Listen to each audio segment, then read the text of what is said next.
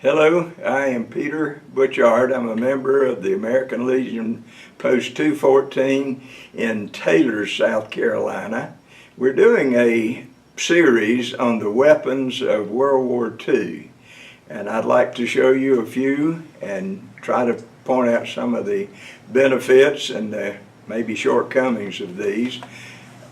We are going to concentrate today on British weapons of World War II. Every military unit looked, after World War I, they looked for a very easy to carry, fast firing weapon. Just makes sense.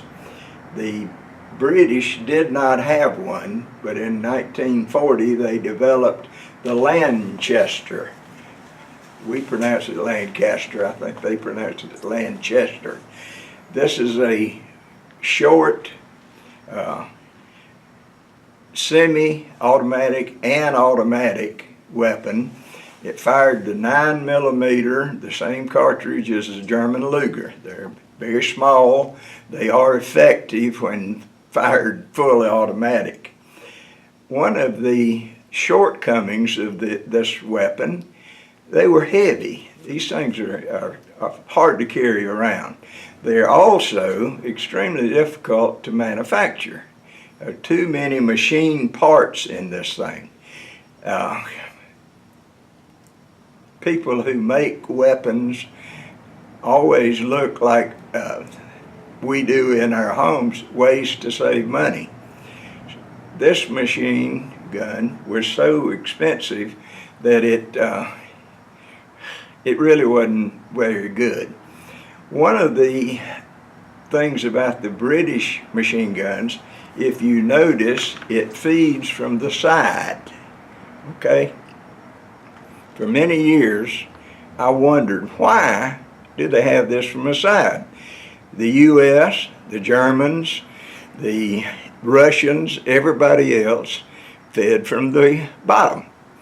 But I've read recently the reason, and it makes such good sense. When you have a magazine from the bottom, you are holding it at high when you're laying prone. But when it's on the side, you can really hug the ground and still fire. Makes good sense. They look for a cheaper, just as good model, so they went to the Sten gun.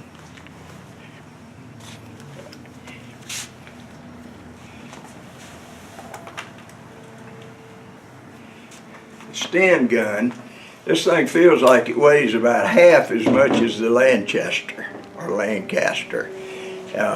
It is very, very inexpensive to make. I heard that these things cost about $18 to manufacture. Now, the Lancaster was close to $100. You can make a Sten gun, you can make 5 of these for the cost of one of the Lancasters or Lanchesters. The Sten actually came in 3 models, actually 5 models. The Mark I Sten was an experimental model. They brought it out, they played with it, they ran it through all the tests, they made some major changes, and they went to the Mark II. The weapon that I'm holding is actually a Mark III. This machine gun carries the German Luger bullet, the same as the Lanchester. And one reason that you want to fire the enemy bullets, these things were initially planned to drop to the partisans in France and in Greece. Now, if you're going to drop a machine gun to the partisans and want them to use them against your enemy, you're not going to put British bullets in them because they don't have any. And the French did not have any bullets anyway. The Germans had taken all the guns and all the bullets away. But every German unit had Lugers or MP40s, and they fired this bullet. So they would drop these by parachute. They would do in some of the Germans, take their bullets and do in more. This is a Mark III. The only difference in the Mark II and Mark III, the Mark II barrel was longer here and not shrouded. Now, then they decided to make a change. They made a Mark IV and made some changes. It didn't work too well, so they never brought it out. Initially, the Sten was made to drop to the partisans, but the British soldiers fell in love with it. It's light, fires a lot of bullets, and it's pretty accurate. It doesn't have a lot of rise when you fire these things. They wanted one, so the powers that be came up with this model. It's called a Model 5, and the difference is it has a wooden stock and a pistol grip, which improves the accuracy because you can hold it easier. Now, most of the time, people have asked, well, how do you hold this thing? The Stens really were designed to hold by the barrel, but most of the soldiers would hold them by the magazine. It sticks out there and it makes a good handful. Now, for heavier fighting, you need a heavier weapon.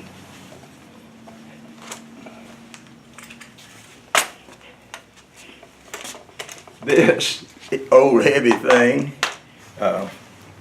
is the 303 caliber, which is a pretty potent, and it's magazine fed. It is a Bren gun. This was their major machine gun, okay? And it, other than being heavy, they usually used a 2 to 3 man crew. They also put these on Bren gun carriers, like little tanks, and machine gun carrying jeeps that we provided during World War II. This is a copy of the Czech ZB30. If you don't have anything original, you copy. So, and they were good at that. Okay. Now, the mainstay of any army is the rifle. And the British came out of World War I and entered World War II with the British Enfield rifle, which you're looking at now. It's a bolt action weapon, very accurate, very heavy, and but it was a very good weapon. This gun is very easy to recognize by its snub-nosed barrel, okay? And the particular one you're looking at was actually made during World War I in 1914, and then it was remodeled, remade, re-arsenaled, and used in World War II. Now, to the left of that is another Enfield, which I think is very interesting. 1940, the British were at war with the Germans. The United States was not in the war. We were neutral. Many people in America didn't want to enter that war. They said that's across the pond and we don't need to be a part of it. But the British were very, very short on weapons. Seems like every time a war starts, the people that didn't start it are short on weapons. So the British asked the United States if they would make the Enfields for them. These are caliber is .303. It differs from the U.S. caliber a little. This Enfield was given to the British as part of our Lend-Lease. We could not give them arms. That was against the Geneva Convention. It was against all the treaties that if we gave them weapons, then that would have pulled us into the war, and the Americans at that time didn't want to be a part of that. But we could lease them, rent them weapons, and this particular one on the back side is written in the receiver, U.S. property. In 1941, a few days after Pearl Harbor, Germany declared war on the U.S., so that let us provide the Brits with as much as we could provide them with. And we provided them with a lot of material. Okay. Good. We talked about the Lend-Lease program on the Enfield rifles. We also furnished them a lot of these 6-shot pistols. And what you're looking at is an Enfield pistol that was made by Smith & Wesson. It fires the 38 S&W cartridge, which is a pretty potent cartridge. It breaks from the top and you load it, and they were very heavy and pretty darn accurate. It was a good, well-made gun.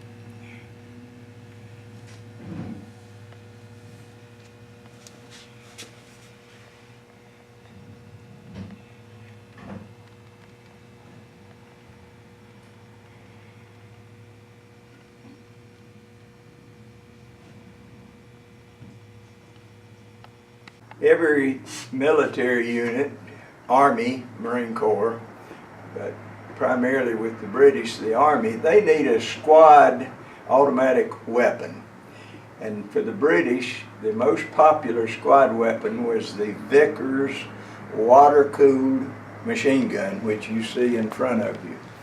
The Vickers is almost again a direct copy of the weapon that the Russians used. Actually, Hiram Maxim developed it, offered it to the U.S. Army, and they didn't like it. They went for the Browning 30 caliber, but the Vickers water cooled, and this one doesn't have the water tank attached to it. The downside is that it takes 3 to 4 men crew for this. They're quite heavy. Many times they would use a Jeep to carry these things, or another type of weapons carrier.